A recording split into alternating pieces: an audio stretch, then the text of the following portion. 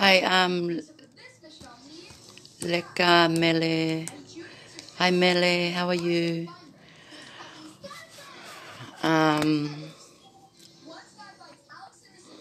Tali peke te humat ki kakai ka tau toka mata Ko ia ko ko ki live ko ni ko inga ko ko ai peke whamapo opo ko inga ko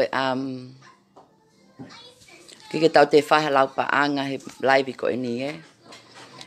Ko live ko ni ko ki puipui ni a Tionly Fatukala Parkinson. Ke inga ko pehe peke ki ha o whamata latu. Inga ka whea ko inga ko live mai ko na kakai ko na nau hang ko aya te nau ngai lai ta he ngai li pa anga ko ni. Pa ko pehe peke defend myself. Ke ngai lau ko na ku lau mai he kakai. Ka ko toko ua pe te whai kai tau tala noa he ahoni. Ko inga ko na ngai live pa mana ngai lea mai ko na kau kakai ko na whai mai lau nga ko na mo tolu ko ki ai. Pea alu leva kuingoa ku ia mo ku reputation ni o hange leva uia hataha ko na kai ko ke ako iau he whae. Ke pe ko hataha o ku ne mao loi pa mo taha ne mai whakapo uli Tau ai leva ki puipui ki live ko ni ke ngā ke ai ha puipui a Tionly Fatukala. Ko ia, kai le ke tau te tala noa kau ka lipa anga, kai le ke tau te tā noa kau ka ngai ulu, te tala tu leva haki history kau ka te au, ke ngā ke mahino atu ke kakai koena, o ke live mai koe o tala mai o ngahi loi kau ke kumo ui, moe fe'unga na nau mo ki ulu ngā ko ngā ke mea i kakai, ke mea i ke family, ai mo oni, ko ia, ko ngā ko tue taimi ni, o ku alu ke holo e ku tokoni, pa o ku alu ke holo e tala noa, ko ngā ko pehe ko fifine o ku whakasesele, fifine o ku kaipaanga, fifine o tai ofa, pa mo ngahi mea ko ia te tala noa leva a honi, ke puipui, mo history, a Tionly, okay? Okay, ko aya te ku ki puipui ko ni he pongpong ni, ko hinga ke mo share atu ka o hau kula, o hai kula, pa mo sei la meti, la peki. Aki live ko ni, pe mo te kakai pe ange ko piane mafile ai ngai kakai ko na nau live mai he lolotonga ko ni ku ngau ko ni o tokoni kakai ko ni li paanga ko ni nai ngoto te hanga leva uia defend myself pa te talatu leva ai Tionly Fatukala Parkinson ni mo oni ko inga o ko ilo ku lahi kakai a mo tolu o mo te kai ke mo mea i mai ki au ko inga na tau tok fetau laki peheni ko inga ko ngai palo palema ko ni li paanga ka koe ku uhinga ku pau pe ke defend ya wi au ko inga ko ngai mea ko na ku lau mai ko ngai mea ko na ku lau mai kakai o kai ke mo onia o kai ke tāu ia mo ku mo ui mo mea o ko tui ki ai fai totonu mo lea he mea totonu pe mo o ai kai hapa anga ko ia o hai kula Malo pe ko mea ko ni ke uleat ka te koe. Ke ngā ke aia hau ki puipui he ahoni. Ke mea mani. Ke Tionly Fatukala Parkinson ni mo oni. He ulahi taimi. O ulahi taimi o kou tala noa pe o tokoni ke kakai koena. Ai kau lipa a ngā pa mo u kakai ko ia. Ke ia taimi. Ke tuku ka te au. Ke ofa i au. O tala noa atu au. Aia koe aho ni leva te tau tala noa pe kau ka te au. Ui ngā kou tu he tuunga o kou tokoni ki mamani. Paku mau mai ungai pou me ungai kakai o koe ke mau maheni.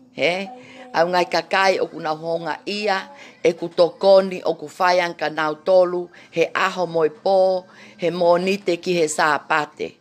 Pako pehe leva, tuku mai ki i mo meniti ko ini ka te au, ke whakamatala to au iha ki i puipui. Pe au ngatu ka ki mo tolu o mo fie mae mo oni. Ko haia Tionly Fatukala. Ko haia ene tō onga na ne whai ke community. Ko haia ene ngai tokoni na ne whai ke family. Pea moe siasi, moe kakai maheni. Ko tau ki polokalama ia koe he tau laive ahoni. Ko ngā, koe ki te whemau ki te anoa kau kalipaanga. Po ka ngai kakai na laulaunga mai kau kalipaanga. Pea mo aku ua mano na e mole.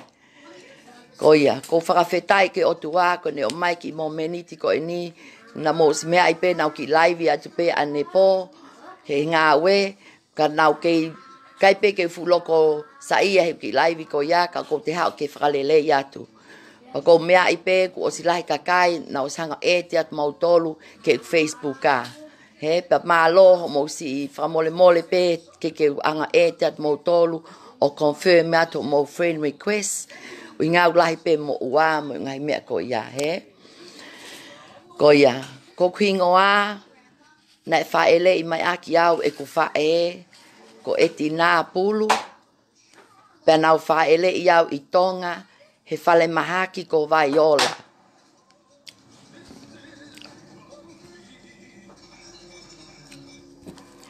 Na e whaele i au he aua walu, o si ulai tahiwa hono fitu.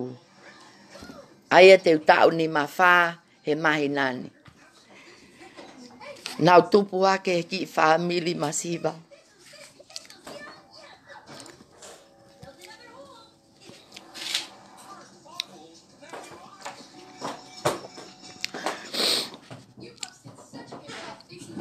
Ko e kuongo kui ko mele mo sioi pulu. Paku mea pe. Ko tolo i mata ko ini. Ko e winga. Nau whamana tui pe ku tupaki vai ni. Nei ofa lai pe kui ko ini. Ia te au. Pia mahalo ko mea pe ko inga ko e. Ko e kuki kehe. Mo whangatonga ane mo whangatonga whawhine. Kana na ngahi pe e kuongo kui a mele mo si oili au. Ona ofa pe ia. Pa kongo i he ngai ahoni. O kui kuna e na ki whawhanga. E na ki mei momo na whawhanga ki au i Tonga. E na kei mo ui. Pa Tonga e ku keisi. I vai ni. Na mau nofo pe vai ni o mau ki api. Pa koe lotu pe na mau whawhanga ki o mau family. Ko whamana tui pe whaalo mo i kui ke ngai whai kawa. Ko e utala noa pe nia ne tala mai ke e mau whanki kāsini o te nai lahiangi au. Na ne taki pe o ki ini maa. Pa koe o mai koe hane ki ipuha me si asi. Na ne o mai pe ki momo pe ke ulawa. Ka nei ke mau lawa hala ke pua koe a ke tatali. Ke tufa ke kaunga api. He? Panau tupu hake. He ongo kui na natui o tua. A mele mo sioeli pulu. Ko hinga. Ko e he ahon. Hinga ko futokono a feni. Pa moi kakai na ngoto. He lipaanga tai fe'unga moi kakai koe ni. Pa ko whakawhetai ke o tua o ngā koe atu ki mamani e aon. Pa ka pau ia ngai whaunga ia. Ha mo ngai si ha uviti o live. Hange ko au tusi te. Nei ke o kai ko Tionly Fatukala ia. Pe ko Tionly Parkinsonia. Na mo si ngai viti o ko ni na shea te patoa. E kulele ki he ke whai e fuhu. E kulele ki he e ko ngā ko whe mai moni. Nau lele ki he o ngā na ki ke whe mai o ke hu mai whanga te volo koe ni. O na hanga popou e ku ngā ue mo ku loto ofa. He mai nei ne nima. Ko ku whekumi ke toto onu mai mo oni pia mo e lao. Ko e haki mea. Te ulawa tokonia ke kakai Tonga. He na e whawhanga ki au e ofa mo e mea kotoa pe. Pa ko whawhetai ke otua. Ko e laivi ko e ni. E kei ke te fufuha mea. Ko e laivi ko e ni alu atu te tautara noa leva haki puipui. Ma Tionly Fatukala Parkinson. Nau hau pe ki heni. Ko e ku tau ni ma. Ko i ngana si Malo loi tangata eki i New Zealand. Ko ku tangata eki ko Clifford Parkinson. Nai hau ia me Inglani me feitu ko Yorkshire. Pa nai mate pe tamai hene tau tolu faa. O tike ke o si a lai tā e ku teti. Ko i ngā tamai e ku mami nai ave hea faa. Ka ko kei whakumi pe kwa whaamili e ku tamai. Ka ko fia pe awia. Ui ngā ko osi lava pe mo uia ko me whaamili e ku mami. E ku wha e. O ange leva e neti. E maki passporti Pilitania. Mo mea mai peki he. Pilitania. O ku manofo nua i New Zealand. Ka o ku masitseni i Pilitania. Pau hao peki he ni mo i ku mami e ku tawe ni ma.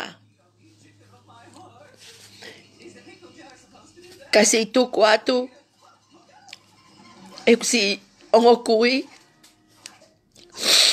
Mo i ku ngahi. Toko ua mo i Tonga ane i Tonga. Na hea ku mami ki heni o manofo pe heni. Na alu pe ku mami o ngā ue. Na mamai pe ki heni na usio ngai mea lahi. Na whaka ofa e mo ui. Na ka mata ke pe mo ui he moho i lalo. Ki kia mo e anga ia. Na ka mata pe mo ui New Zealand. Ko e malo pe ke ngā ue ku mami. Ko mana tui pe na si tui pe ne whanki i mea. Pa ko au pe na lo ave ne whanki out weka ko ia. Ko i ngā ko e ha. Ko ne ofa ki Tonga. Mo ne ngō mātu ana na si kei mo ui. Ke liha ki tola he whalai te kotoa pe. Ke ave ke si aihana ki kiki. E kuongo kui ko en ko mele mo soe li pulu. Pa nau tupa ke pe ki. Nau tupa ke pe me ki api vai ni. O fiat ke malae. Ko mana tui pe. Ko mau ki api ai vai ni. Pa alo pe taimi. Ku mau tu ulele leva ku mami. Na hanga leva ku mami o mai hono whanga toko ua. Mai mo nau whanau ke nau mama o hanau mo ui New Zealand. He? O maue ai ko ngahi aho ni.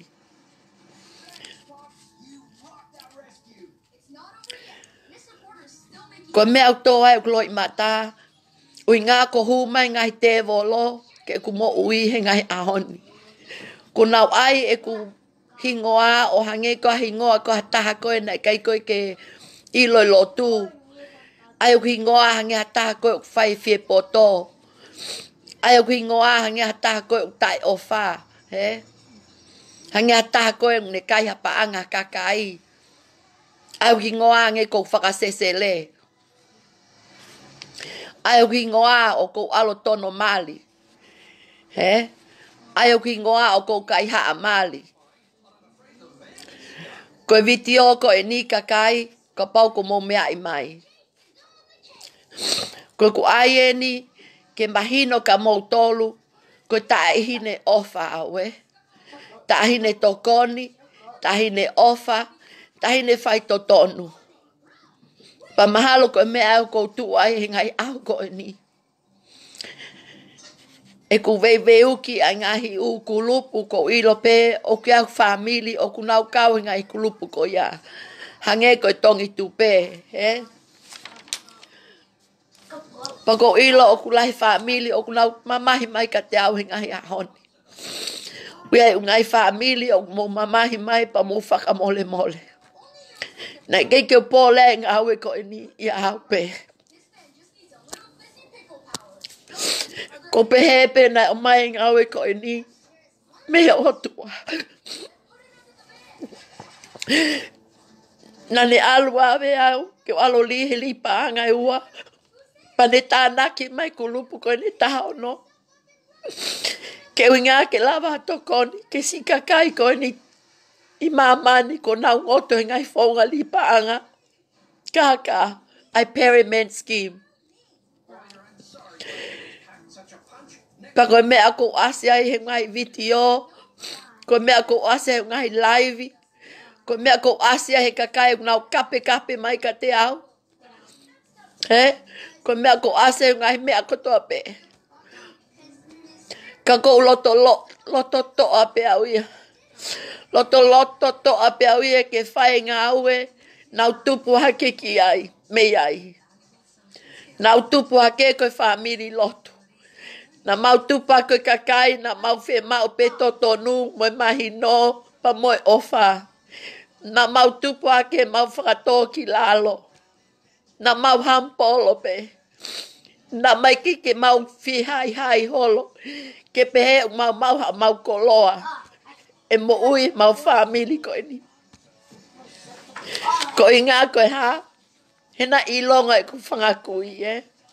Na ilonga se o li pulu, he siasi mo e siliana. Pau kai keu ai,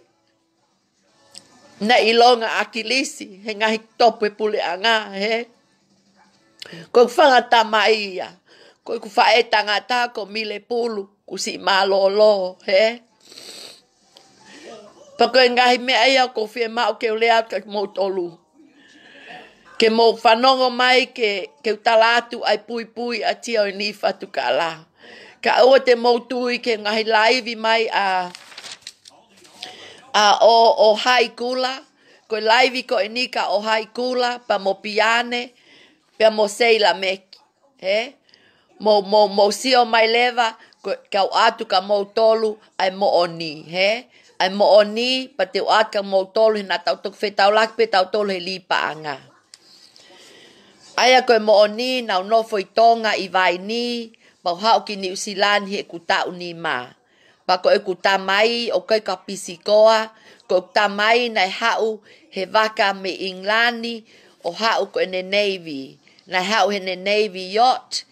pe hao ki Tonga pe a manako leva e ku mami, pa koe mea na mai ai, pa koe mea na mali ai mo e ku mami. Koe tahine ko au, koe tahine mali. Na e mali pe e ku fine eiki mo e ku tamai koe pālangi me Inglani me feitu koe Yorkshire. He? I Inglani. Malo pe ko o silava ki fo in mea ko iahe na i laivi mai koe na i toko taha koe na ko o haikula. Ai ungahi mea o koe ke upehe au ia o totonu ke talamai na i mali o ku mami pa mo i pisikoa pa mo ungahi mea ko iahe. Pake talamai pe ko ha mea ko kau noa i ai he li paanga ko e ni, he? Ko ha mea ko tu iai ke ngahi launga mai ai kakai, fe'unga he li paanga ai peremeni, he? Mo ngahi mea ko ia. Pe ko ha mea nau alwa kau wa he li paanga, ko uhi ngā, ko ilo peu ta e whakalao, kau alu peu kau wai. Ko uhi ngā foko ku manu, he? E ungai kakai ko ino talamai ko ino ungai mea ko e ni. Ko koe o haikula, koe kulea ka koe he ahoni. O ku kai ke ngofu ai peremeni. Iyo. Ku koe na ku ke ostala mai e ko ia, o ku teke li paanga pe ko ia mo whaiholo ki mea. He? Pa koe talatuen ka koe o haikula, o ke tala mai o ku mea ku ni fo, o ku hange ko o ku momo. Ko ia pe koe alen ke tau ni mawha. He? Pa koe whau e o tua ke tau o aiha tau ni fo loi. He? a tau ni foloi pa e a vai foi mea koe wā wā mo mea koe he o ku sai pe ku ngutu o ku ia mo se mai o ku ai pe ku ni fo ia oku pa ku ne hina pe ku ni fo ia oku pa o wa te alu ko ia tala o ku momo o ku ngutu he ko o hai kula he ba mo te mea taha na e fa we tau tole o tua ku ni fo ke unga ke alu o te ma ku ni fo loi unga tau alu mo tua he alu ko ia o ai ho tapo chen so if ko live ko na ke tangutu mai pe mo fukia o pe he mai ho tapo chen he alu ko ia ia pa ke alu ko ia pa tu ke ni fo ko la kia ai vi ai kakai he pa pe okay ke te ai ko whakamatala pe ki puipui ko au nau mali pa mai ko ki tamai ki toko ua he mai ko ki tamai ki toko ua pe ku ngata tolu noa pe mo ua valu ko au ko mai mo ko puna e ua ko ki tamasi mo ki tahine ko au na hau pe ki New Zealand pa ngau e pe he unga hi fale koloa na meni cha pe he Wendy's he ngai taimi ko na alo ako he Auckland Girls he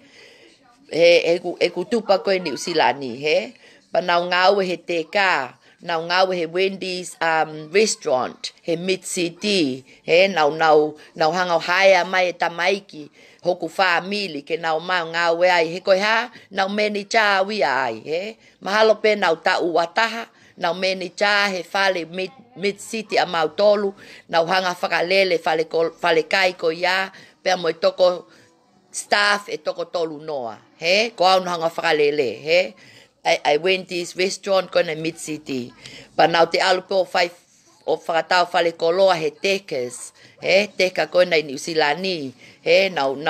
alu ke McDonald's he nau ngau he farmers he ko tahine ngau e Malo hiawia he o ke whakapiko wi he ngau he kana ke alawia whai haku to onga ke pehe kakai ke sio mai mo tolu ko na ke mo si mea I mai au pe tau maheni ko inga ko mo ko ase ngai ahoni ke unga ke ai au ki puipui pe neongo pe o kapau o palaku e ki puipui he ahoni pe o kapau mo pe mo tolia na tupa ke whaka ofa mo masiva ko me ko fe mau ki puipui a Tionly Aanasisifa ko mat na tupe masiva kana mau e loto na mau tupe masiva vai ni kana mau he ofa he na fafanga aki ko ngokui a mele mo se oeli pulu ai loto he na kike na fafanga aki mau tolu ai kape pe ko tai ofa ke kakai he mo ngai me akoya he ka ko ku ayatu he now mali pe pa mo tamasi ko fatani manukia na mamali pe ko ta o tahaono e mamali pa na ia ki palo palema he pa ma leva ma ki tamai ke toko ua pe au pa na nofo pe mahalo ta o tahaono na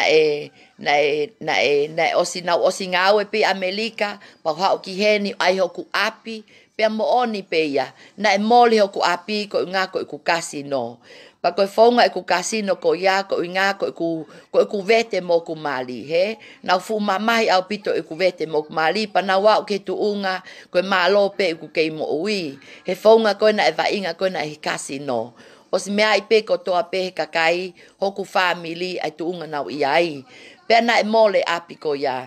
o si mo oni pe lau mai ko na mele hea na e mole hoku api he fonga I casino ka kusai pe ia he na ke u ala kai ha pa anga taha he ko tau mo ui te tau alu pe ungai fonga ko ia o kusai pe casino ia mo ngai mea ko ia he ka pau pe ka pau tau to leva ke tu unga ko ia e mole ho tau api pa ko osia ko ngai mea ko ia pa ko mea leva ko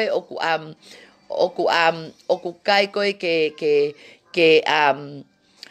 I o saipe e veti toki lia te foi topu ma au ko ia ko ai pe ki momoko ka ko hange ko ki afu pe afaleni to ko ate foi topu ma au mo totonga te ki ota kona na omai ko ia Ko ia pa tau pa mole foki o api, pa whakatau foki mo mea, ko i ngā foki ko uksi i kasino He ko ngā kumo os ilai pe kakai ko ngā wau koe ke kemplingi, ngā mau nau si mamahi a mea. Pa nau alpa nofo pe kasino, o nofo pa lomi pe kasino, o au ke mole api, mole mea katoa, mole mo mea whakatonga e kumami, mole mo ngai mea ko, ngā koe ngai fe'unga koe na e kasino, he? Pea sai pea koe mea pea mamani, he? E ngā, koe ka mea e pa, koe ka pisinisi a mou tolu, ai kakai koe na uksi lau mai koe, lai kasino mo ko alo mihi mea kona ko a mo ngai mea ko ya o te keke mihi mea kona na uia pe te wifi a Malo ana pa mo ngai mea ko ya ke pe ko tamai whakasesele he i kai o si ko ya pa ma no pe mo mali pa ma ya ma ki palo palema pa na no fo pe awia o tau hi ko ki tamai ki he tau e taha ono he na single mom ya ko mea ko ni ko ki live ko ni e tokoni atu leva ia ke fanki kakai, fanki whanau, ku nau li ake o nau mali, ko inga ko nau si palo palema, pa ke te aha ha te amanaki a pe ko te ikuna, ke nau si tau he nau fanki whanau, o inga pe ko nau single mom, he? Ai ki live ko ni to kona ka moutolu, o inga nau single mom he tau e taha ono, Nau tau hi pe e ku whae, pau nofo pe o tau hi o kon ki tamai ki. A kot ni mo e tina, ko ki taine taha, o whaingoa ke ku whae, pa ko i moko puna tā Tionly o whaingoa ka te au. Ko ia, pau nofo pe mo kon ki tamai ko ni o tau hi pe naua, i me Amerika, pau hau mai ke hau ki ni usilani, o mau ai koe ni au he maha ki koe kasino he Sky City. Pau canceli, I went through counselling, pau osi sai he ahoni. Koe ahoni o koe ki te alo kasino, pau ka pau ko alpa kasino, koe e koe alpia koe eva mo ngai mea ko ia. Kana e whai tokoni mai e Pilitania, ai gambling helpline ka te au, o ka pau o ku mou kei nofo he mo ui ko ia, he o ko kasino, mo le mo si paanga mo ngai mea ko ia. Ko lea ka mou tolu koe na kakai usi o ke kasino. Mo woku mea tokoni, ko ilo pena e aki toko tahana e si fe mai tokoni ki ai he mahina atu koe, ko si kasino ia he mo mea. Pau ne si o ngoe ne mo ui. He ko osia e mea ko ia he. Ko te tau na osia ia ke taimi ke to'o e ku mo ui. Ka ko whakamalo pe ko anti ko na ko tivinia talakai. E masi lotu pe pa po manofo pe ko api o alu pe taimi pa hauleva atamai o te foki mai he. O ngana osia o ke tuunga fu kovi au pito. Ko malo e nia fai ko Tionly Aanasisifa o ko ma we vi ke nga ke tokoni a te kakai o no afe ko ni mo ngai mea ko ne lao mo mea ke fai he o kapau na fai mea ko ni he tau e tahani ma wa no men e ke lava wi o tokona ka mo tolu ka ku hau leve mahino pa o ke te loto ke mol ha tau paanga he fe'unga e kasino sai pe kasino na lai seni ka te fe'unga kakai ko ni fai ko peremeni he fai ko li paanga ko paanga tahi he ai noa ia pe iwe kakai tohi mai pe risiti noa ia tala mai pe uaho noa ia te vahe ai palo mesi mai ungahi mea o ke amanaki pa o ke ikuna o tau wa mai ke ngai ako ini pa os mahino pe ka tau tolu he ko ia pau nofo pe me kon ki tamai ki os whakatau hoku api os mole makatoa ma mai me leva rent pa ko ni ku okay kei nofo pe au o tau hi e ku mami he tau walu fine e ku mami ko e tina pa ko kei nofo tau hi ku fa he pa ko kei nofo tau hi e ku ki fa na mo fanki mo ko puna o nga ko lau leva ia ko loa ko tapuaki me o tua e ma e ku fa o ko kei si o kai ngai au ko ni fele kakai mole na fanga fa ka ko fanga feta ipe nga ke lui hol pe mami i loto fale ni mo me ka ko ke feta pa mo ki fa nau am ko ki taine lahi o ta tolu noa o ku o si fai lotu o si os fai lotu e ma si asiliana ko ki taine ta ko etina os ma ni to ko wa malia mo ha moa pa mo ngai me ko ya he ko ai pe ki popo ya tu ke si kau ki fan ki tamai ki ko na ku mo o si single mom pa ke pos alo mo ngai mali pe alo mo ngai kau me a mo loto to a mo tolu o nga ia aho te mo hange ko au o te mo loto si mo tau hi pe mo fanki fanau he ko fanau ko foaki me o tua they are blessing keep I give you encouragement ke mo nofo pe mo fanau o te mo pe mo ke mo fai ha mea ka mo tolu ai ko ofa ke fanki tamai ki ko nung lau si kau ke tau tahahiva o na o si fa ele me fanki single mom nau si o ngau ke si o ma mea kai ke nau fanki fa nau ko tuunga ko nau yai ko he ku single mom o nga fong nas alok mali aku ya fatani ka nau nofo pe o ngau malo hi pe na ke alu ku mami ako ngau ke nga ke whakavala aki ko ki tamai ki nau li mai pe na vala mi Amerika li mai pe na vala pa li mai pe na nau se niti ke nau si mo uya ku mami pa ko whakamalo ai ku mami ko nga ko nesi tau hi ku ki tamai ki ka ala ke Amerika no fa ngau mai ka ko mo wo fanki single mom mo wo tokoni fanki kakai ko no mo fanki fa na o os ale malia po boyfriend ni pa ko encourage ya to e ka single mom ko to ape nga na o si te paki pa mo fe'unga ko na mo si single mom ai kakai ko na si nga hi pe na nga o pe na tamai mo na fa ke na fa na ko ilo pe ko ngoi nga ko tau ta au no na ke child support ia na ke alawi o launga ke pule anga ke totongi maku mali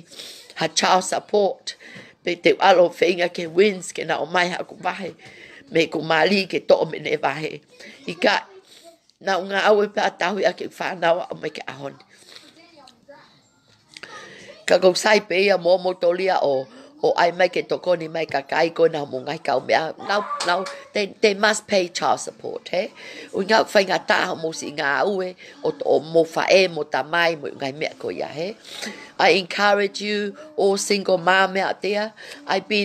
was a single mom for 16 years and I know it's a hard journey raising your kids as a single mom with the husband's gone, the boyfriend's gone. But I'm telling you, I'm here today because I believe in myself and I believe that I could do it as a single mom, that I didn't need any man to give me that encouragement. So, ko ofa ka mo tolo ai si kakai fifine ko na ko mo pepaki pa mo nofo ko o si alu tamai ka mo hanga tau mo fanki fa now. Mo tau na tolo ake ofa. Me whawhanga aki nau tolu, ai mea utoto nu. Koe o whaape, ko pehe. Ko pehe ki laivi koe ni koe o whaape. Koe o whaape te ni i kuna, ai ngahi mea kotoa pe. Pa kou ilo, koe ku o whaape ku mo ui. Kou i kunai, ai ngahi ngā ue koe ni o kou whepaki mo i aho ni.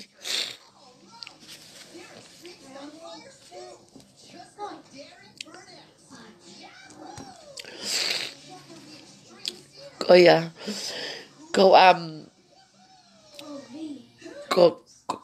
mahalo pe ko si mahino atu ka o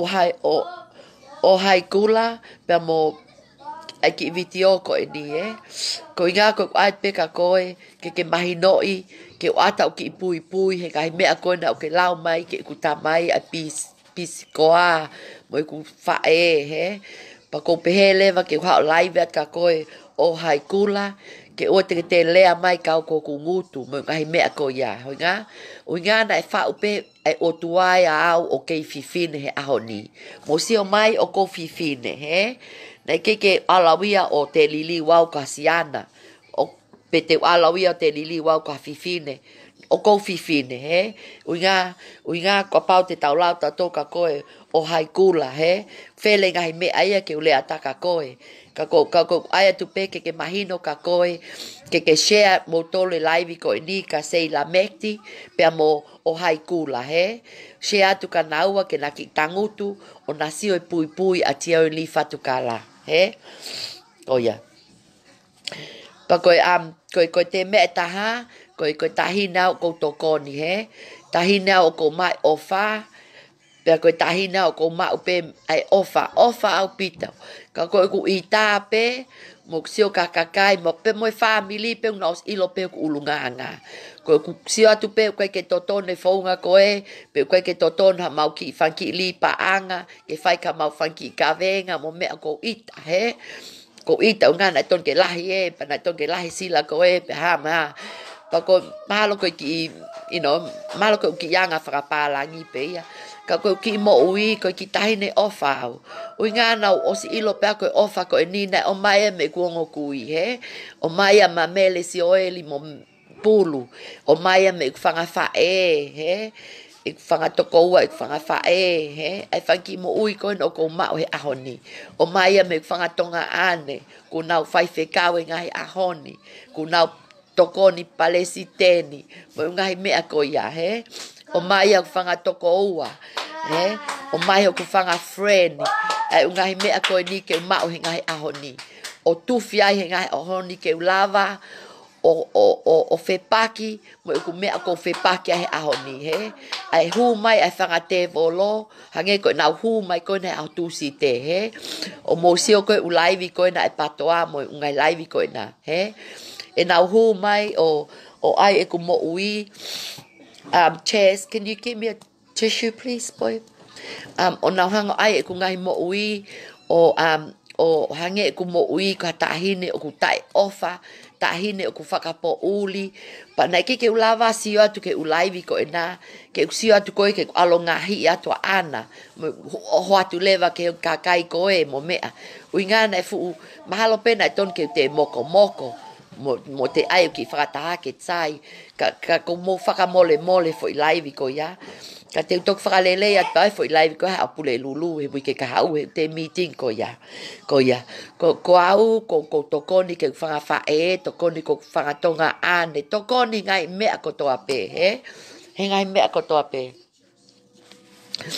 Pako ko te taha ko tokoni ke community he ko ngā we ko help ke kau community ko na ku nau si ima ko na ai ai ke nau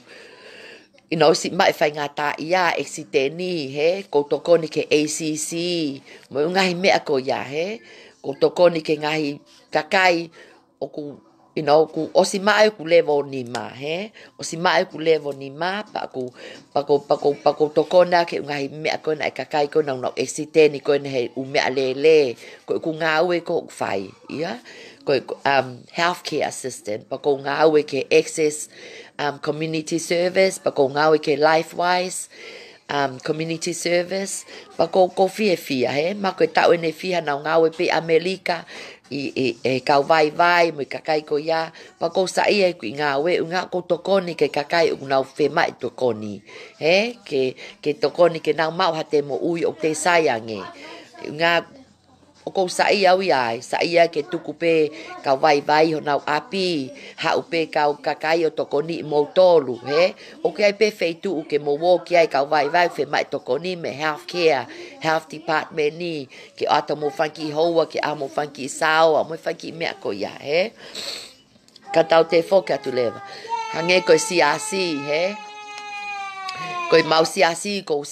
Brasiliana he I dominen moti a vai koloa mo nau tolu he pa na os me ai pe ka fine matu a mahalo pe ko umahen chess can you search please mahalo pe ko osi ilo ipe kau pa ko ngo ia li panga ko eni ko misa wi e ku siasi I misa fanga freni he misi awia ke te alo te whai ha ku ki kou auti. Ko ngā au e pe mo ha upe o whetakai mo li paanga he. Tala noa mo hai, tala noa mo hai. Whitu utaki atu ka hai nei mole ne ki rifani. He ko ki ngā aue ia. Pa ko whe maa uia ke whakafoki mai ki mo uia aku koe na mau atu koe e last ia koe ne te kai koe ke whai koe ne uli paanga koe ni he. Ui ngā ko ofa au ke ki siasi ke te alu ki ai. Ka koe uhi ngā koe ku tokoni ko ki family o toto atu he tokoni ke ki family mo ku fanga family ono kotoa he e ku si tokoni he and then pako tokoni ko ke mau ki siasi ko fe mau pe time ko to pe ke ufe mau fanki te pile he ufe fanki te failo pe fanki fakamuna neongo pe te ke u ako naki au pe te tu o malanga kana ka os ilo pe mau siasi o ki e to onga he ko fe mau pe ke fra ofa mai ki fo puipui ko e fe mau pe ke ufe te pile ke unga ke kapatia e kakai tangata e no mo ma faki me una os ilo pe faki fonga ko fe mau pe ke mai me katoa pe fa ofa me katoa he pa ko sa ia he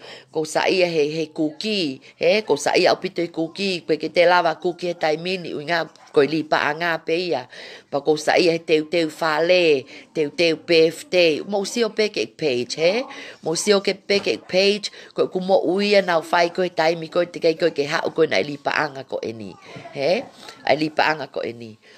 ka ko ai atu ko inga ko lahi ko na kakai ko na ko ai mai ko na ko tai mahi no una tala mai ko o ko alu ko fai holo ko ki puipui ki live ko eni ko ki puipui pe ya aku ko inga ke mosio mai ko Tionly Aanasisifa Fatukala o ko fa posia tu ko na lau ko ke ngai ulu me ngai me ko ya pako au ko ki tahine whakato ki lalo ki tahine whakato ki lalo pa ko sa ia kape o ka pau pe te toki ita te to kape ko pusi whanga whae o toko wha o si kei mo ui o nau ofa pe ia au o ngā nau ilo pe ko au pe nai ofa ai e ko e nau tamai mo e nau whae he ko nau ape ko au pe mahalo nau kehe he mau tupu hake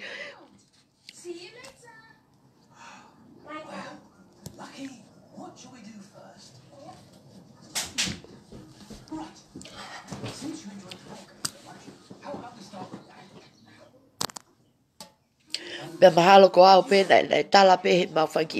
fanki kasi ni ko ki palangi loi you know ka ko ilo pe lahi pe na tolu na nau ki whakamehe ka unga na ngahi pe au he ku tamai ko e ku mami mo ku kui au ki kehe pe pa mahalo ko me ko ma ai pe loto lahi mo ofa mo ngai fanki me ko ya unga na fa wa ki au ke fai totonu ko ku mo ui he tautu ko ne i ahoni ko tahine au o ko fie mau ai totonu he o ko fie mau apito ke taulea he totonu o ke fie mau e kaka he ku mo uia o pe ke ku nga au mo ngai me ko to ape ha o pe ke siasi mo ngai o ko ki mo uia aku o ko ilawi o ko mamahi pe ko nga ko fe kumi ko totonu ko me o ko mamahi ai ngai ahoni unga ko lahi kakai ko na li paanga na nau hanga o fe'unga kaka pa mahalo ko me ko si mamahi ngai ahoni ka ko loto to ape au ya he mo si si ope mo to ke ngai video ko na watu o ko loto to ape au ya ke fe kumi ke totonu pa ke fe kumi ke mo oni he ko ki mo ui ko ki mo ui ko fe mau ai totonu mo oni pa ka pau o ke omai e sei la metia pe mo hai kula ai totonu mo oni pa te ko me ko live atu ai he ko me ko live atu he ahoni ke unga ko unga me ko na ai mai he whakaleiti ko ena ko o hai kula o ku loye ngai me ko ina he on ne ai mai ko ne live ingo ka sai pe ke mo share te foi live ko ni ke ne te si o mai ke ne ke whakalele ye ke ne si o mai ke ki puipui a Tionly alu leva ko o hai kula o ai ha o puipui ke live mai ko ai o ke tala mai ko ha puipui he unga o ka pau te O ka pau te ta ai ta puipui pe ko hai nai puipui lelei i mamani ko au ia te mau he ko unga o ku mea pe ku ni fo o ku ia ko unga ko me ta uni mafa pe ko uhinga o ku nei ki ko ha kai ha paanga kakai he community pe te ai ha fonga li paanga ke fonga pere meni he mo ngai mea ko ia he ko o hai kula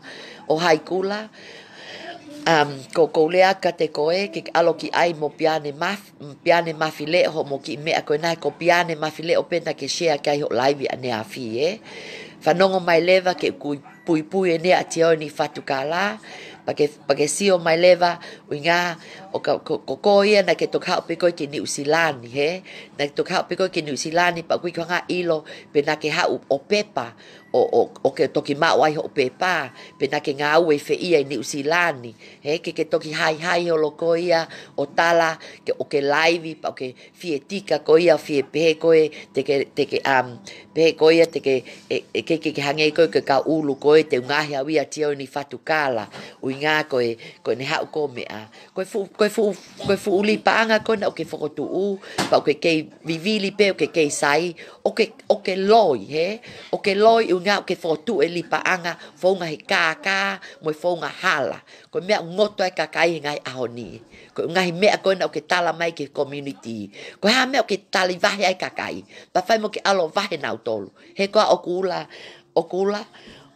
o hai kula alo vahe kakai ho kulupu pa o te tuku ke nau te o te alo lesi sita ma kakai ke nau te hu mai ko li paanga ko nei fonga loi pa mo kaka he ko pa o te ai ke te complain ma taha malo ko paanga ne ni maafe ai kakai ke oni ka nau tolu ke nau te fe man tolu nau tali he ko o kula au leva ni fokoula ni fokoula ni malo mo ni fokoula ke afo ni fokoula so mai motor kakai ko ke ni fokoula ia ngau ki ka panga ko ala ak ni fokoula pa ko ka mama ia aku ke alo aku mama ni fokoula o ko ka mama ko ke roti tafa ko ia ko ni fokoula aku mo ke roti tafa ko awe ko ki ke roti pe aku malo hiva ki ke lava ni fokoula ki ai o au leva ko o hai kula o ai leva me ko ia o alo totongi o kakai pa o te pake ki live mai o tala mai ki mamani ho fe'unga o puipui a ko ai leva o puipui pa ai fe'unga totonu ka tuku o faha ko ia tokanga mai o nga ko puipui ni ako ko live atu a mo ia a honi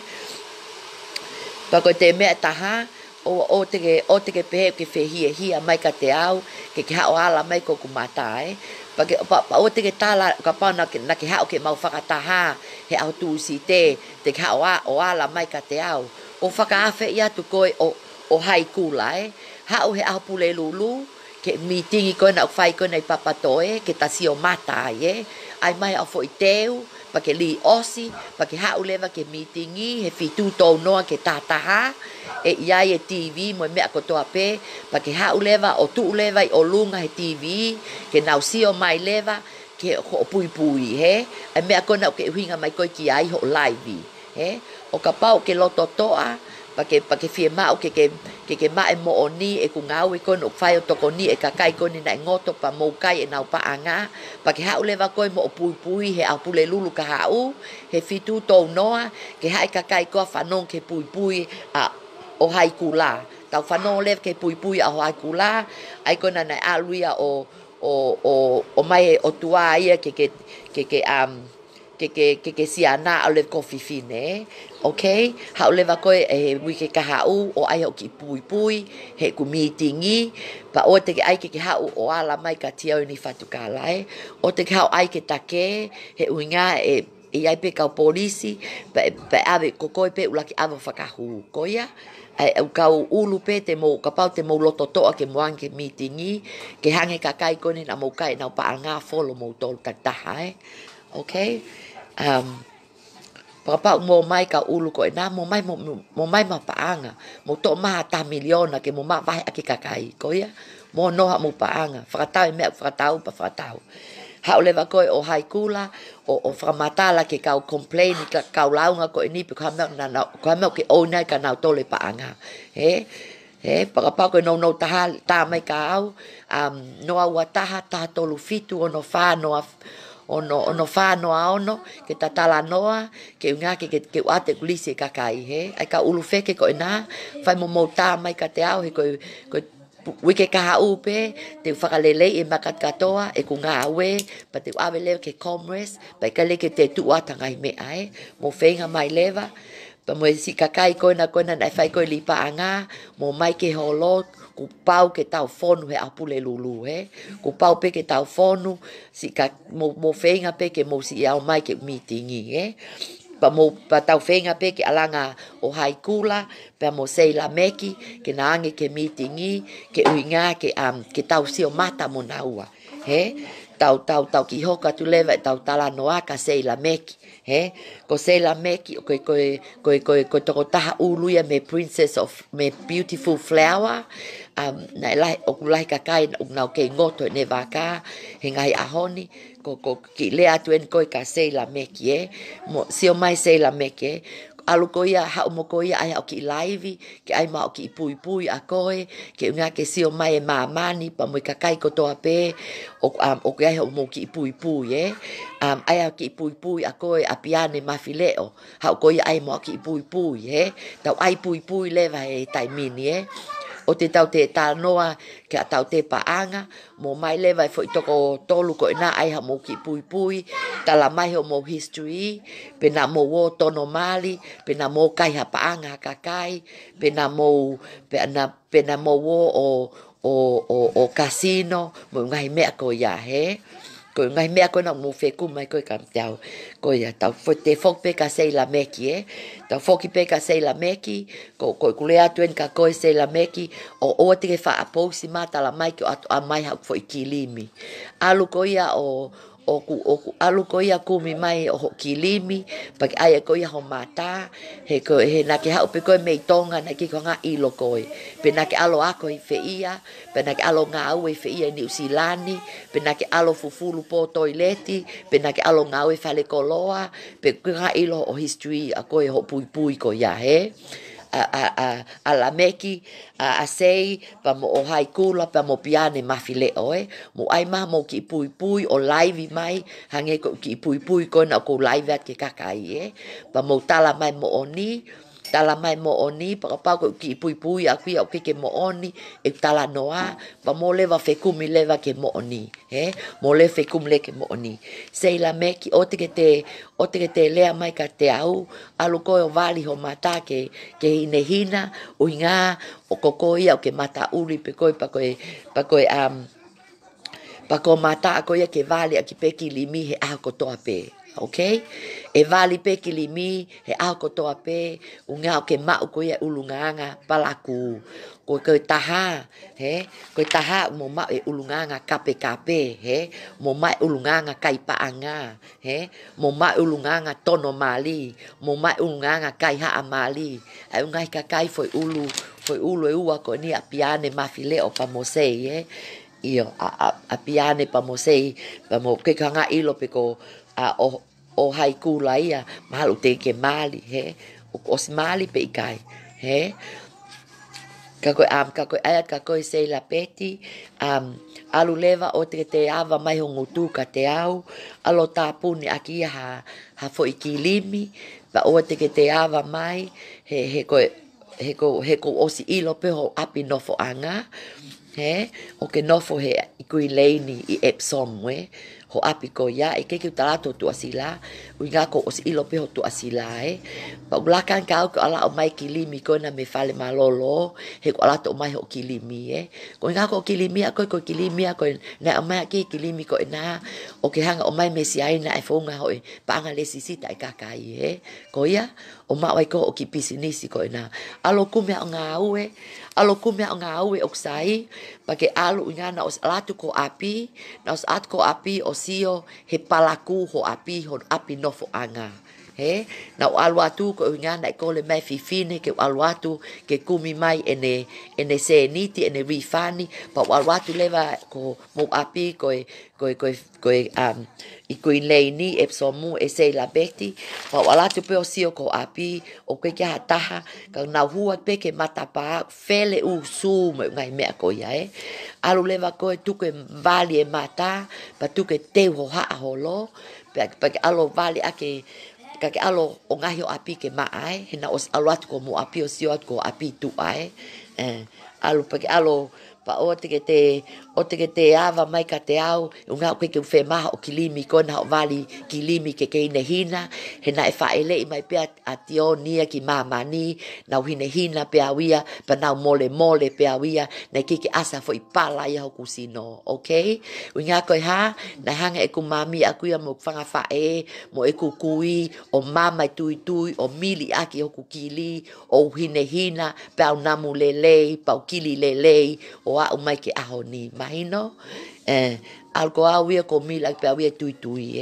mama tui mili aki namu lele au leva sao pa osi ke fe mai mai me ako na si aina o mai mili aki o tau mata mo ngai me ako ya tau fai pe me ako na tau wanga kai Tonga ko mama pe tui osko mili ako tau kili osko pa tau nam lele leva ko ya ka tu ke o mai kakai ko na o fe fana kaloni mo ai ngai me ko na he o sayang ke mo o tamai o mo ngai lolo ko na me mo ku kasi ni ko na ko iveti he ai tu Hawaii a tu vava u nga namu lele yang e lolo ko ya pa mo ko a mo ngai me ko ya o te mo tol fratau mai me ko na ai kau taha koe na alisa pa mo simi koe na o tahuhu ai koa moi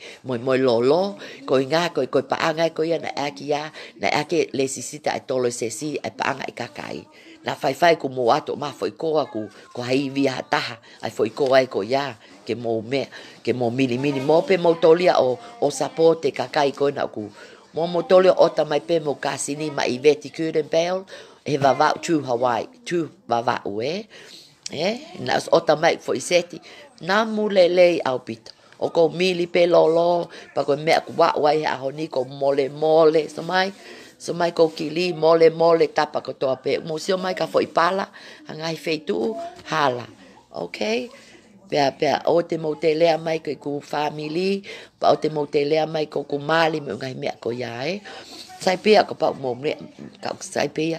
au leva ko sei la meki o ai mai ha o me au te sayange mo wo lev ai ma mo fanki puipui ke mo share mai ke ku live ke si atu ha mo puipui mo tolo mo framatala mai pe mo tupu ake Tonga framatala mai mo uhinga na mo fonga mo mai ki ni silani pa mo framatala mai ngai mo ui ko na mo mau mo fanga kui mo me na fa aki mo tolo mo o mo wa ke angai aoni kai pa anga o mo we atu ki mama ni o mo ngai ulu okay koya pe koya mahalo pe ko ki puipui pe ya aoni ko Malo ka mo tolo no kotoa ho mo tu mai ki taimi ko ni ke live atu ke nga ke mahino at ki mamani ko Tionly Fatukala Parkinsonia o kai ka tahine ia o ku tai ofa pe ka tahine o ne ma o whakapo uli pe ka ki tahine o ne mai kape he ko fu live na ma ko live ne fitu mo ki live ko ni fu live na fitu o ke mo se mo to ko kape atu mo asi mai ko kakai ko ki loto o ke tokanga tau ia mo me ke na kape mo na ngai me ko ya he ka ko ko ya ko lau aku ia ke mo ai leva e ko ki puipui pa mo share leva e ko ki puipui e ke te fe mau ke mo share ha ke ha ngai ulu pa ngai me ka uli paanga pa ngai me ko ya mo share ke leva ke nga ke sio mama mani ko nga ko ki mo ui ne Tionly Fatukala Parkinsoni nga ko palangi pe au pa ko hafe ko panga palangi ko Tonga pa ko te meta ha o tala mai o ku he e ku lea whakatonga, he? O kei kanga ilo pe ka mea he o lea whakatonga. O ngā ko i lau ia ai ka whanau, pa mo i kakai o ku nau tamai tonga mo whae tonga. Ka o kei he pe lea ia, he? O kei he pe lea ia mo mea. Ko lelei taha pe ne lea whakatonga o ko whai at ka ki mautolu. Ko he ama mo te tala mautolu ia o ko whi pālangi, pa mo e te ngahi mea ko ia. Pa mo e iyo, ko ia, iyo, malo sei, malo sei ko nau ke hu mai ki lotoni, alu mo ki limi, koe ke whe maa o ki limi, iyo, o ke anam hohongo o ku fo ilole hange ko au, alu kai tuko loto elo mai ka te au, tuko i loto ko vi, ui ngā ko fo ilole, mo e ku kili maa, mo e ku ngai mea ko ia, ko a, mo milio mo kili ke nga ke mo mai mo milio mo kili ke tau fe au pe ko hai mili ai tui mo hai mili kili mi e ko nga ko o sai pe ko o ke tau te fe ma to ke tau lau pa anga live ko eni ko sei la meki tau fe ma to ke mo mo ki puipui alu ko tala mai history a ko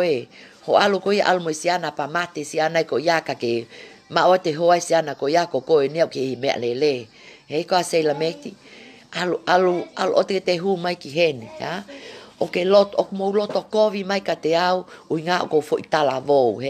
Ko mea mo laivi mai ai, ko i ngā ko mo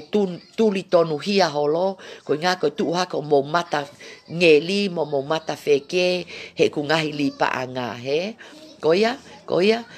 e ke whai ha, o te mo tala ko ha o loto o noa ia holo e ku polo kalama mo tokoni ke si kakai, whanga vale, ko uhi ngā o ku iai pe feituu, ke oi kakai, o mai nau rifani, ko uia ko try piro, o hai kula,